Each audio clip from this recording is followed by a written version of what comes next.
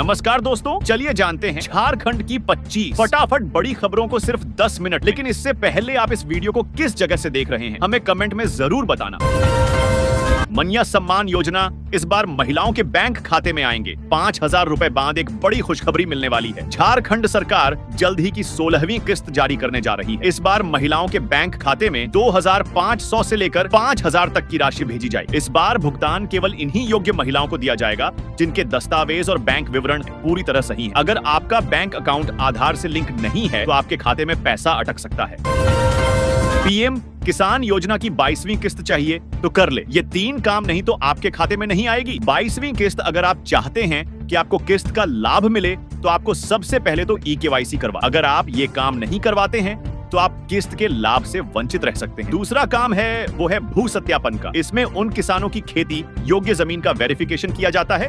और तीसरा काम है आधार लिंकिंग का। ये काम करवाना किसानों के लिए जरूरी होता है। इसमें आपके आधार कार्ड को आपके बैंक खाते से लिंक करवाना जाता है। अगर आप ये काम नहीं करवाते हैं तो आप किस्त के लाभ से वंचित रह सकते हैं।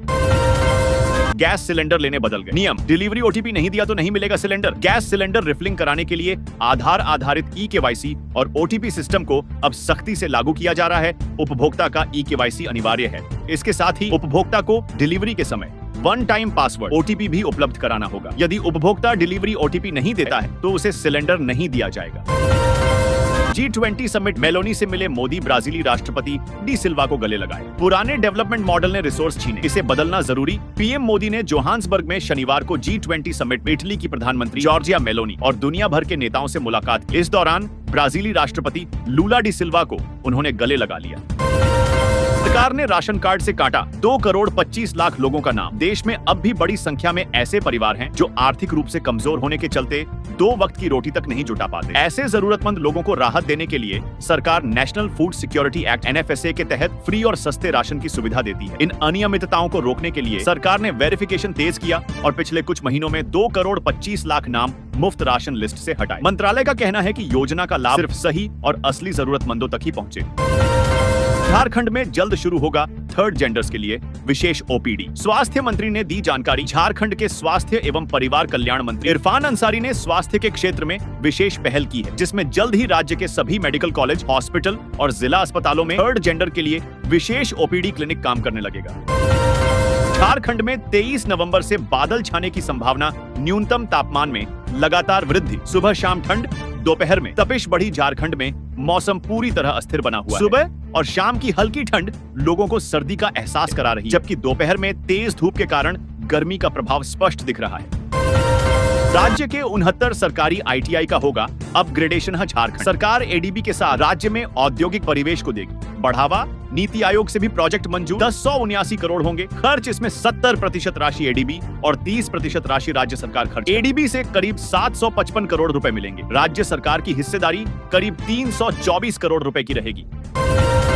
Bharat south Africa one day match 3 घंटे में बिकी। पहले दिन जारी। सभी ऑनलाइन टिकटें 25 नवंबर से स्टेडियम के काउंटरों से मिलेगी। ऑफलाइन टिकट जेएससीए स्टेडियम में। 30 नवंबर को भारत दक्षिण अफ्रीका के बीच होने वाले एक दिवसीय क्रिकेट मैच की पहले दिन जारी सभी ऑनलाइन टिकटें शुक्रवार को वेबसाइट खुलते ही बिक गई। लगभग 3 घंटे बाद ही वेबसाइट पर टिकट सोल्ड आउट का मैसेज दिखने लगा।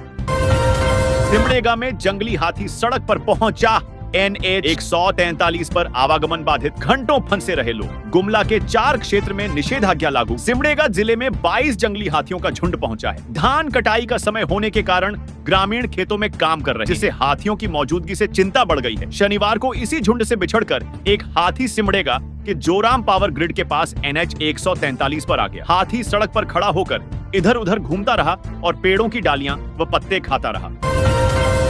झारखंड में प्राकृतिक खेती से किसानों की बढ़ेगी आय। बेहतर काम करने वाले क्लस्टर को मिलेगा 1 लाख रुपए का इनाम। झारखंड के किसानों की आय बढ़ाने के लिए राज्य सरकार एक ओर जहां कृषि के साथ साथ पशुपालन, मत्स्य पालन, कुक्कुट पालन पर कृषि विभाग जोर दे रही है, तो दूसरी ओर अब नेचुरल फार्मिंग यानी प्राकृतिक खेती पर ध्यान केंद्रित करने की योजना बनाई गई है। इस योजना के तहत जहां एक ओर किसानों को नेचुरल फार्मिंग के लिए प्रोत्साहित किया जाएगा, लातेहार प्रशासन की पहल से ग्रामीणों को मिली राहत। अब जन सेतु पोर्टल से ऑनलाइन दर्ज करा रहे शिकायतें। सरकारी कार्यों से जुड़ी समस्या के समाधान के लिए लोग परेशान हो जाते हैं। ग्रामीण क्षेत्र के लोगों को यह पता ही नहीं चल पाता है कि आखिर वह अपनी समस्या के समाधान के लिए कहां जाएं और किस पदाधिकारी या कर्मचारी से मिले। लोगों को इस मुश्किल से बचाने के लिए लातेहार जिला प्रशासन ने एक अनोखी पहल की है।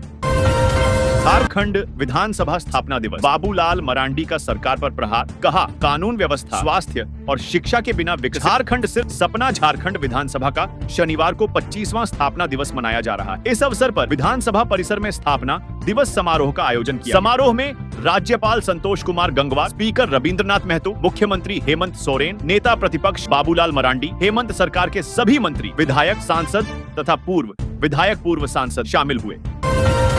कोयला तस्करी के सिंडिकेट पर कसता शिकंजा। झारखंड के कई ठिकानों पर कार्रवाई। ईडी की रांची और कोलकाता जोनल ऑफिस के द्वारा की गई संयुक्त कार्रवाई के तहत झारखंड में 18 और पश्चिम बंगाल में 24 ठिकानों पर कार्रवाई की गई। इस टीम ने धनबाद में बड़े कोयला कारोबारी, बीसीसीएल के आउटसोर्सिंग के संचालक और उनके भाई, साथ में एक अन्य कारोबारी और दुमका में एक शख्स के यहाँ कार्रवाई हुई। गोयल के कोयला भट्ठे पर ईडी की रेड। धनबाद कोयला कारोबारियों पर दूसरे दिन भी छापेमारी। कल मिले थे 2.4 करोड़। ईडी की टीम 15 वाहनों से धनबाद के गोविंद थाना क्षेत्र स्थित तेतुलिया में कोयला कारोबारी अनिल गोयल के कोयला भट्ठे पर पहुंची।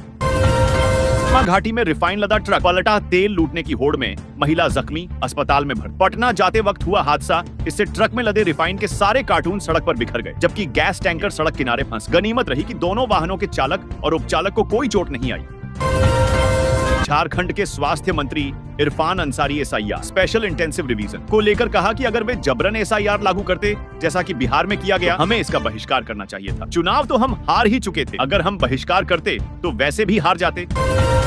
मिनटों में धू कर जल गई हुंडई कार बेटे को टाटा नगर स्टेशन छोड़ने पहुंचे थे यात्री। कार पूरी तरह खाक। शॉर्ट सर्किट की आशंका। उस समय अफरा तफरी मच गई जब एक हुंडई जांच कार अचानक आग की तेज लपटों में घिर गई। गम्हरिया निवासी श्रीनिवास नायक अपने बेटे को दुरंतो एक्सप्रेस में बैठाने के लिए पत्नी और बेटे के साथ स्टेशन पहुंचे। उन्होंने कार आउटगेट के पास खड़ी की। इसी बीच कार में अचानक आग लग गई।